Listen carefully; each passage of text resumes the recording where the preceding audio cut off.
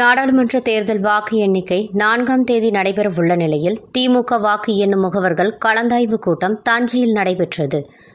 June 4ஆம் தேதி நடைபெறவுள்ள நாடாளுமன்ற தேர்தல் வாக்கு எண்ணிக்கை குறித்த திமுக முகவர்கள் கலந்து ஆலோசனைக் கூட்டம் தஞ்சையில் காணொலி காட்சி மூலம் நடைபெற்றது.